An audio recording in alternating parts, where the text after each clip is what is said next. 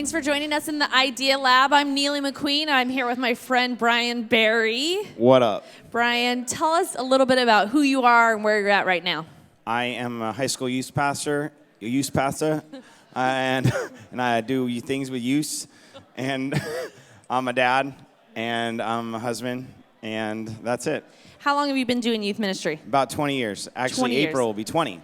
And you're doing youth ministry where at? I'm in La Mesa, which is near San Diego. That's essentially. awesome. San Diego, California. That's awesome. So we're going to talk a little bit about small group wins. Yeah. And you have some things happening in your small group program and your youth ministry that are wins right now. Right, totally. I have a few things that I think these are totally working. One of the things that's working is we are providing dinner every night. We have small groups. So 5th grade through 12th grade are all showing up on campus. We have all our small groups on campus, and they show up, and for the first half hour from 6:30 to 7, we provide dinner, and they buy it for $4.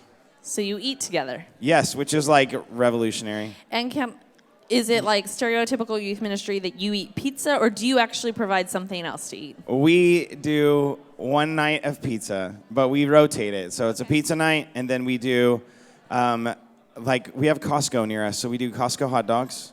And then we have a night where we do Subway sandwiches, and we split them, which because they're $5, so $2.50. So that's awesome. And then the last night is fried chicken or burritos, depending on what we decide to do. How awesome we are. And why do you think it's I a think win? it's a win because it's creating community that we didn't have before. And so everybody's always done food and that kind of thing, but it's like actually providing a meal. It's within a reasonable cost for us. It doesn't require a lot of work or prep, but students are coming earlier. They're hanging out. They're finding a place. We have a reason now to talk, and they're always looking for, honestly now, this generation, if you don't provide something else, they'll just walk around with a cell phone.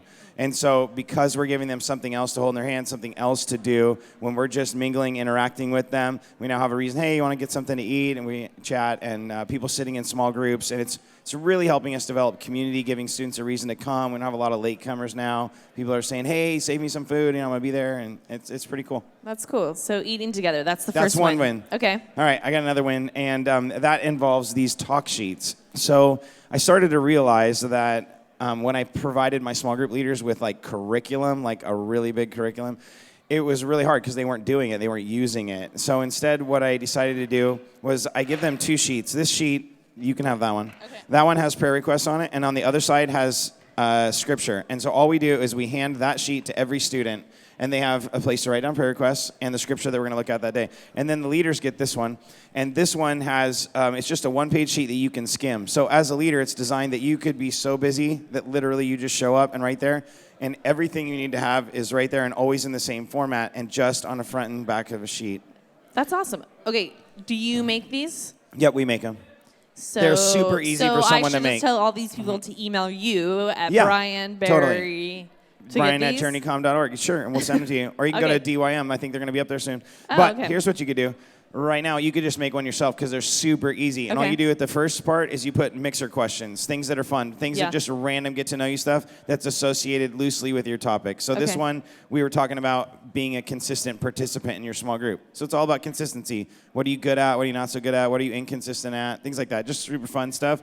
And then there are 4 different texts, and you read the text and ask the questions. And so all my leaders know exactly when they come into a small group, boom, just look at the top, ask the questions. They're fun to get to know you, and they go, hey, let's look at the scripture. They read the text, student reads it with them, they interact on it, and boom. That's great. And it's I love good. that you give them a place to write prayer requests to take them home. Yeah, it's working. Kids like it. That's great. We do it for 5th grade and up. So simple curriculum boom. Is win That's number it. 2. The 1-page talk sheet. Okay. All right, the third thing that I have is these I randomly stumbled upon these. You said your kids like these. My kids love those. Weird but true. They're not that expensive, and you can get them. And did you know you can get an app for these now? There's an app. Really? Yeah, and here's what we do. It's super easy. So when students are coming in, we're just trying to jack around with them. Here's all I do. I just spin to one, and I say, sea stars have really small brains. Ooh. And you guess true or false. Oh. I'm going to say false. That's right. They don't even have brains. Oh, Whoa. How about this? Brian Barry, more men are colorblind than women. That's totally true.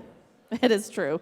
Yeah. I mean, so easy. So that's what you do. You just spin through these, and there's like 7 or 8 volumes, And this one's hecka stupid. Oh, this one I thought said a swordfish could swim. And I was like, how do you even make that? But it's like this, as fast as a cheetah can run. And so you just make them up, either that's true or awesome. false, and then people guess. It's awesome. Okay, this is actually kind of amazing. The corpse flower grows up to 12 feet tall and smells like rotting meat. Wow. I'm going to go true. It is just true. because you did a really good job reading it. You got to be better at lying. I know. Did you know this? Only female toads croak. I don't believe you. That's right. It's only the male ones. I'm not very good at lying either. Oh. And then So the wait, last, you use these as like icebreakers. Yeah, that's it. These are like mingle moments. So we just bring people in. We're like, and they get in their small group, and we're like, hey, what do you think about this? And then we just straight up make on the spot trivia, which they're fun and random and good. So books or an app. Yeah, you could do the app. Okay. They have an app. Okay. I think you got to pay for. So we got you gotta eat pay for the together. book. Yeah. One the one-page sheet, the app thing, or I mean the weird but true weird icebreaker but true type thing. icebreaker thing. And then the last thing that I'm Okay. really enjoying is the thing that I'm doing with my kids, and I do with one-on-one with people, with my, like if I take a student to coffee or something, I'll bring a stack, not usually this many, but I bring a stack of books that are numbered, and then I say to you, after we've had a cup of coffee or just chatted for a little while, I say, all right, it's time, and I say, pick a number. And then I pick up a book. And this one's the 1-minute Bible. You could do that. This one's 50 questions, answers to teenagers' toughest questions. This one, I never even, just pick a number between 1 and 50. 26. All right, hold on.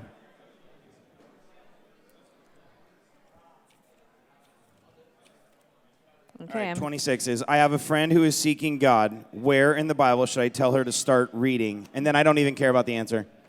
All I care about is what you think. Oh, It's super fun. So I just let you pick, and then you tell me your thing, and we interact on it, and then I go to another one, and I go, look at this one. Oh. Look at this one I found. That's 99 gotta things be every an girl should know. amazing I book. use this one with my daughter. I don't often take girls to coffee. This one's 99 Thoughts on Gender-Centered Living, and they just do the same thing. You just pick one, and then we read about it, or we interact on it, and sometimes I hand it to you, and I go, why don't you read that one? And so I pick books. It could be anything, but these are a set of resources that I have on the 99 Thought idea, but you can do anything. That's And awesome. And do you give these also, do you resource like your volunteers who are also doing that? Or is this kind of like, this is the lead that you We take? have these like in our office, and if a volunteer wanted to grab them, but right now it's just something that I've been kind of doing, and it's been really fun and cool in terms of, I use it with my kids too. I take my kids to breakfast, so I have like a 5th grader through, I have 5, 5th grade, 6th grade, 8th grade, crazy. and 11th grade, and I take them, and when we go out to breakfast or coffee or whatever once a week, and we play this game called Pick a Number. And That's then I write down awesome. their name next to the one, like, you'll see their names in here, like, at places where they already picked that one. See, there was one for Ty. He picked March 15th. He said, give what you have to give. And then we talked about it. That's awesome. I love That's that. it. Those are my small group wins. That's amazing. Thanks for being here. Thanks You're for welcome. sharing those, Brian. Yeah. I learned something today. Woo. High Out. five it.